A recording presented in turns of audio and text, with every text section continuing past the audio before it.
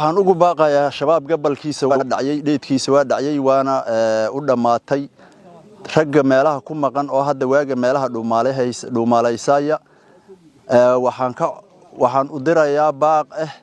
inay fikirkii awal ay haayeen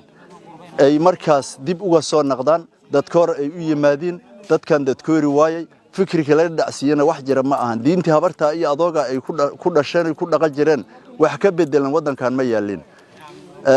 nima waxa lagu xiray wariya geerka xad u xirtay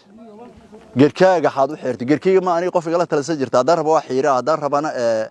waa deysaha waa gartay waxa lagu yiri ilmaasika ka keen haruubo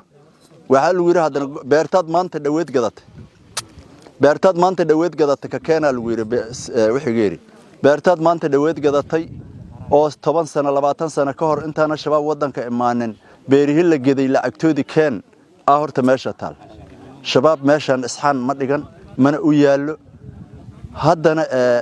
waana ka daba madowna halka meelaha ku dhuumaaleysay halka isoo dhiibana haysata male dadkana uu kamid yahay dadka kaleentana oo dhuumaaleysana waa ka daba taagan